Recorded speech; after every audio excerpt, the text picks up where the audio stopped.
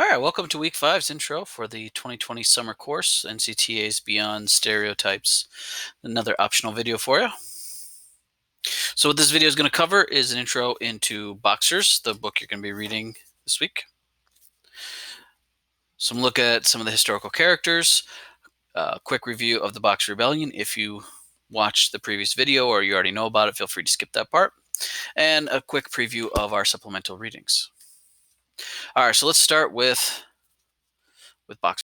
So this, when Yang wrote this, he really focused heavy on research. So there is a lot of historical events in this. But to try and make it flow the way he wanted it to flow and to fit with Saints, he really did add some fictional events and some fictional people. So there are historical characters in here who are real, who lived, who did do what it says they did in this book, and then there are some that are completely made up. So take that for what you will. If you use this with your students, make sure you know, if you want them to research, you know who's real and who's not before you get to the research projects. All right, so a little intro. We've got the main character, Li Bao. When Yang created him, he said that he did not mean for him to be a good guy or a bad guy. He's just meant to be a realistic person in a very surreal, very real situation.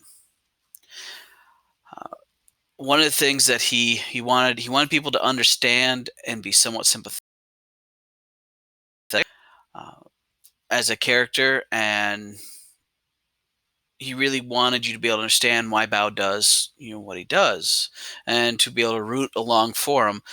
But he didn't want to make him too sympathetic, too much rootful, because essentially Bao could be seen as a terrorist by today's reading of the book. So he tried to walk a pretty thin line there. Some of the artwork in here very similar to Saints. You'll see some of the same cartoonish art style, but you will have more gore and it will get a bit deeper into some of the seriousness in the story. This is the longer of the two books, but like I said, it's more history based and potentially more useful in the classroom than, say, Saints was.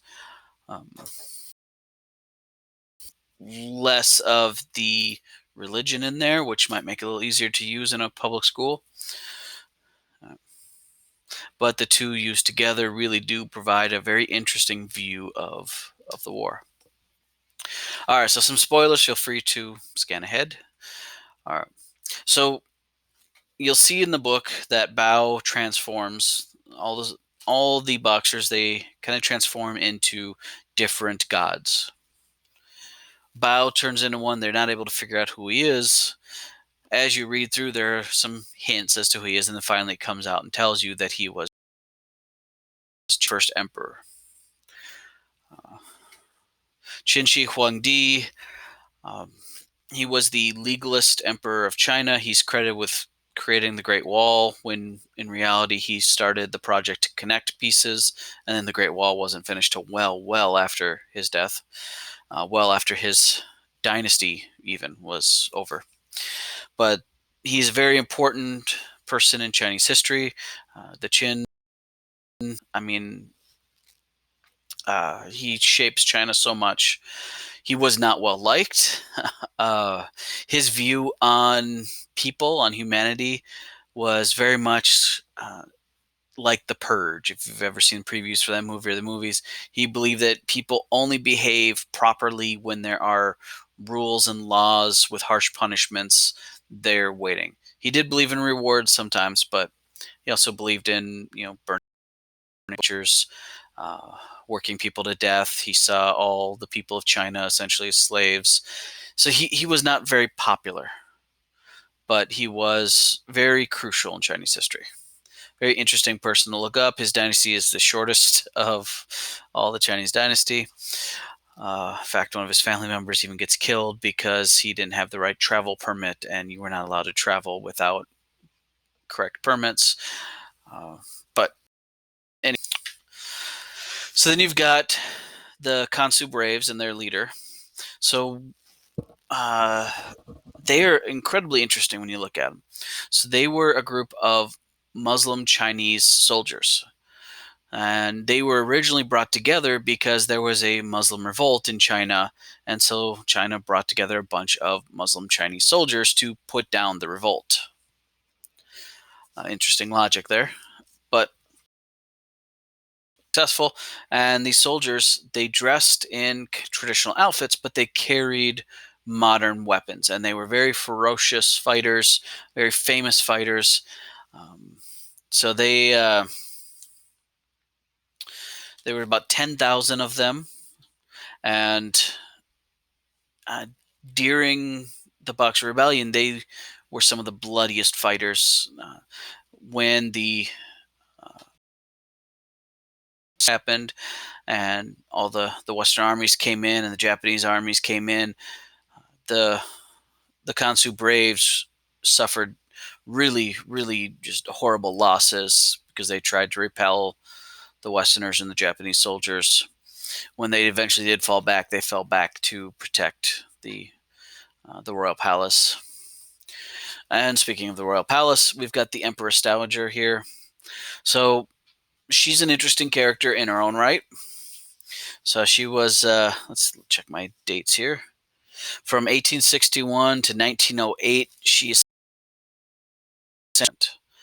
So she was a concubine who was brought in for an emperor when she was real young, I believe a teenager. She ended up giving the emperor a son who became the next emperor. So when her emperor died and her son becomes emperor, he's too young to rule. She becomes the Empress Dowager.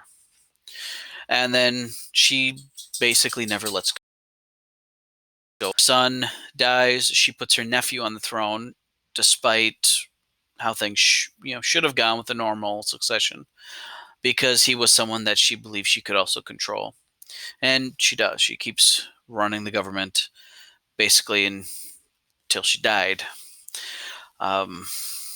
She did support some Western ideas, specifically technology and military reforms, but she was very much aware of this idea of uh, we are China, and if we start modernizing too fast, that's going to make it easier for these to control us and take advantage of situations. So she tried to somewhat balance the line between where she wanted to adapt and where she felt like she couldn't. She did have some people who tried to kill her a couple of times, but she survived all that. So again, a very interesting character to look at. She is a kind of a minor character in this, but does something very important by supporting the Boxer Rebellion and throwing her weight behind it. War on the Western powers. All right, so this is the same information from last week's video, just about the Boxer Rebellion. So feel free to fast forward a little bit. So our causes in the 1800s, China is repeatedly humiliated. For a long time, for centuries, China was the power in Asia. They were the most technology advanced, the most culturally advanced, you name it. They conquered most of Asia that they tried to. They spread their language, their religion, their faction, their whatever, all of this mentality, this thoughts of we're the best, we're the first, we invented this, we did this, we're great. And now all of a sudden they're getting confronted with just humiliation after humiliation after humiliation, showing them that what they think isn't reality. You got colonization happening where Western powers are just coming in, marching over China, doing whatever they want, whenever they want. You get the Opium War. You get the war with Japan, the Sino-Japanese War. You've got unfair trades happening. You've got laws happening giving Western powers more say over China than Chinese people think they should have. So all of this comes to a boil in 1900 with the Boxer Rebellion. A bunch of mostly peasants get together and they try to purge China of non-Chinese influences. They don't really come out too clearly and define what Chinese is. As you've seen in a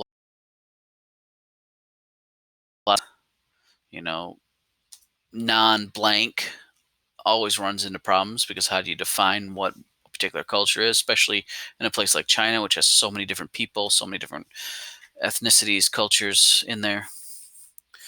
Uh, all right, so then the actual Boxer Rebellion from 1900 to 1901.